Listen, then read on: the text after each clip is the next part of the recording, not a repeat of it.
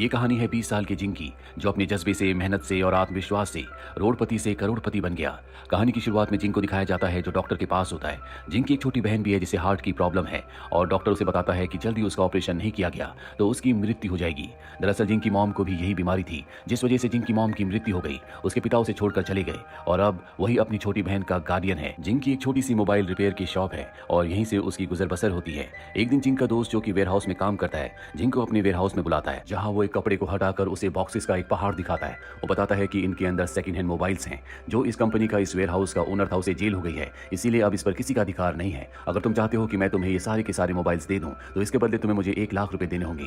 जिंग के पास 1 लाख रुपए नहीं है, लेकिन वो ये भी चाहता है कि वो इन सभी मोबाइल्स को खरीद ले जिनमें माइनर सी प्रॉब्लम है, ताकि इन सभी को रिपेयर करके वो अच्छे खासे पैसे कमा सके और अपनी छोटी बहन का ऑपरेशन करवा सके। अब वो सारे मोबाइल्स तो नहीं, लेकिन 1-2 मोबाइल लेकर घर वापस आ जाता है। वो एक मोबाइल को रात भर ठीक करता है और फाइनली उसे ठीक करने में कामयाब हो जाता है। अगली सुबह बैंक जाता है और लोन के लिए अप्लाई करता है। इसके बाद वो एक मॉल में जाता है जहां पर एक शॉप है जो सेकंड हैंड मोबाइल्स को सेल करते हैं। यहाँ पर जिंग उस शॉप ओनर को अपना मोबाइल दिखाता है जो कि बहुत ही अच्छी कंडीशन में होता है, उसमें कोई भी प्रॉब्लम नहीं होती। जिंग शॉप ओनर को बताता है कि मेरे पास वेयरहाउस में इस तरह के बहुत सारे मोबाइल्स हैं जिन सबको मैं रिपेयर करके तुम्हें दूंगा, हम दोनों अच्छा खासा पैसा कमा सकते हैं। इन दोनों के बीच में डील फाइनल हो जाती है। जिंग अपने प्रॉफिट को कैलकुलेट करता है, जिससे उसे पता चलता है कि अगर उसने सभी मोबाइल्स को सेल आउट कर दिया तो उसे बहुत प्रॉफिट होगा, जिससे न सिर्फ वो अपनी छोटी बहन के ऑपरेशन को करवा सकता है बल्कि उसकी फाइनेंशियल कंडीशन भी पूरी तरह से सुधर जाएगी। जिंग को बैंक से भी लोन मिल जाता है जो उसकी शॉप के अगेंस्ट उसे मिला होता है। अब उसने सभी मोबाइल्स खरीद लिए हैं 2 हफ्ते बाद, जबकि वो कुछ मोबाइल्स बेच चुका है। एक दिन से पता चलता है कि गवर्नमेंट ने अब नया रूल निकाला है कि कोई भी सेकंड हैंड मोबाइल को नहीं बेचेगा। वो मॉल में शॉप ओनर के पास जाता है। शॉप ओनर उसके मोबाइल्स लेने से मना कर देता है क्योंकि ये गवर्नमेंट का रूल है। और अब जिंग पूरी तरह से फंस चुका है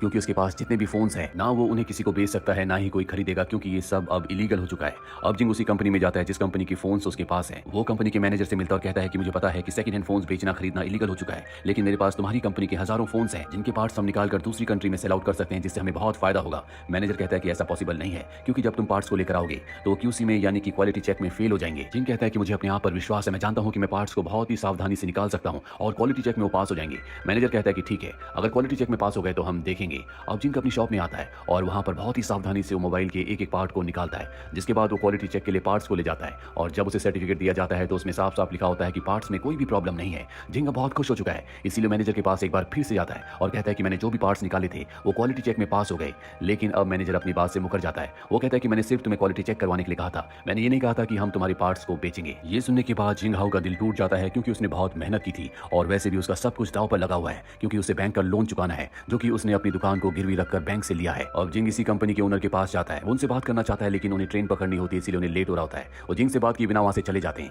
जिंग हाउ भी उनका पीछा करता और स्टेशन तक पहुंच जाता है और इससे पहले कि ट्रेन निकल जाती जिंग हाउ भी उस ट्रेन को पकड़कर उनके सामने बैठ जाता है। वो कहता है कि मैं आपका टाइम वेस्ट नहीं करूंगा, मुझे सिर्फ आपकी 5 मिनट चाहिए। मैं आपकी कंपनी के मोबाइल जो मेरे पास हजारों की मात्रा में है उनके पार्ट्स निकालूंगा जिन्हें हम इंटरनेशनल मार्केट में बेच सकते हैं। मैं पहले ही आपकी कंपनी के मोबाइल के पार्ट्स निकालकर उनका क्वालिटी चेक करवा चुका हूं। ओनर कहता है कि ये बहुत मुश्किल है, वैसे भी इस काम में मैं तुम्हारी मदद नहीं करूंगा, ना ही तुम्हें फाइनेंशियली और ना ही वर्कर के थ्रू मदद करूंगा। जो तुम्हें करना होगा खुद करना होगा। जब भी तुम्हारा काम पूरा हो जाए मेरे मैनेजर को कॉल करना। वो उसे कार्ड देता और वहां से चला जाता है। और अब जिंग किसी भी कीमत पर उन सभी मोबाइल्स के पार्ट्स को निकाल कर कंपनी को दिखाना चाहता है, जिसके लिए उसे टीम चाहिए, उसे एक जगह चाहिए जहां पर वो सभी मोबाइल्स को रख सके, जहां पर उसके लिए लोग काम कर सके। लेकिन सबसे बड़ी प्रॉब्लम ये होती है कि उसके पास बिल्कुल पैसे नहीं बचे। साथ ही अब जो उसकी दुकान थी जिसके अगेंस्ट उसने बैंक से लोन लिया था वो भी उससे छिन जाती है, क्योंकि वो लोन चुका नहीं पाया। जिंग के पास बिल्कुल पैसे नहीं है, इसीलिए उसे अपने स्कूटर को भी बेचना पड़ता है। उसे पैसों की जरूरत है, इसीलिए वो अपने दोस्त के पास जाता है जो एक फैक्ट्री में काम करता है। जिंग उसके पैर पकड़ लेता और कहता है कि मुझे काम की जरूरत है। उसका दोस्त उसे विंडो क्लीनिंग के काम में लगा देता है, यानी कि उसे हवा में लटक कर विंडोज को साफ करना होगा। और अब जिंग के पास जितने भी मोबाइल है वो एक जगह रेंट पर लेकर उसकी कंडीशन पूरी तरह से ठीक करके उन सभी मोबाइल्स को वहां पर ले आता है, ताकि उन्हें रिपेयर किया जा सके, उनके पार्ट्स को निकाला जा सके।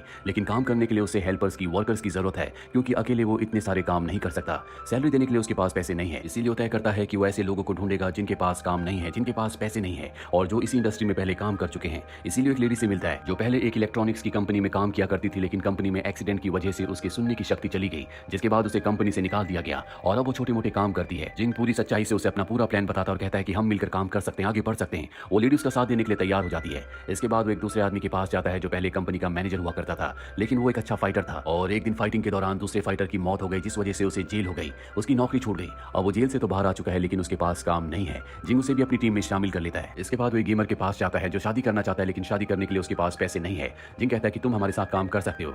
जिंग इसी तरह से बहुत सारे और भी लोगों को अपनी टीम में शामिल कर लेता है जो कि कभी अपनी इंडस्ट्री में प्रोफेशनल थे, लेकिन अब रिटायर हो चुके हैं। इस तरह से जिंग अपनी पूरी टीम बना लेता है और अब सब मिलकर दिन रात मेहनत करके काम करना शुरू कर देते हैं। ये अपनी कंपनी का नाम रखते हैं नाइस व्यू। लेकिन जिंग को ज्यादा मेहनत करनी पड़ती है, क्योंकि उसकी बहन की तबीयत ठीक नहीं है, ना ही उसके पास अर्निंग का कोई सोर्स है, इसलिए दिन में विंडो क्लीनिंग का काम करता है और रात को मोबाइल्स के पार्ट्स निकालता है। अब एक दिन उस गेमर की जो शादी करना चाहता था, उसे एक लड़की मिल जाती है। जिंग अपनी बहन के साथ उसकी शादी में जाता है और जब वो शादी से अपने घर वापस आता है तो उसके ओनर ने लिखा होता है कि तुमने 3 महीने से किराया नहीं दिया, जब तक तुम किराया नहीं दोगे तुम्हें घर के अंदर एंट्री नहीं मिलेगी। रात को जिंग हाओ को कुछ समझ नहीं आता कि उसे कहाँ जाना चाहिए, इसीलिए वो अपनी बहन को लेकर फैक्ट्री में आ जाता है, जहाँ पर वो बॉक्सेस से उसके लिए बेड बनाता है। जिंग को बहुत बुरा लग रहा होता है क्योंकि उसकी बहन की तबीयत ठीक नहीं है और वो उसे इन हालातों में रख रहा है, लेकिन उसके पास कोई ऑप्शन नहीं होता क्योंकि वो किसी भी तरह से अपने काम को पूरा करके पैसे कमाना चाहता है ताकि वो अपनी बहन का इलाज करवा सके।